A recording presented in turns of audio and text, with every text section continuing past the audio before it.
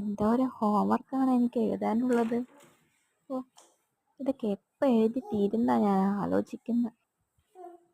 എന്നെ കൊണ്ട് തോറ്റു.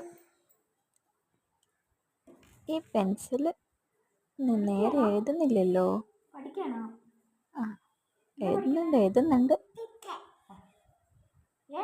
ആ, ഓക്കെ. എഴുതി പഠിക്കണ ഒരു കുട്ടിയാണ് നിങ്ങൾ കാണുന്നത് കേട്ടോ. ടീച്ചർ നിറയെ ഹോംവർക്ക് കൊടുത്തു എന്നാ തോന്നുന്നത്. ഇഷ്ടംപോലെ എഴുതാനുണ്ട് കുട്ടിക്ക്. എഴുതിയിട്ട് മതിയാവുന്നില്ലല്ലോ. എപ്പോഴാണോ ഒന്ന് തീരാ? ഓ, ഈ പെൻസിൽ മയം വരുന്നില്ലല്ലോ.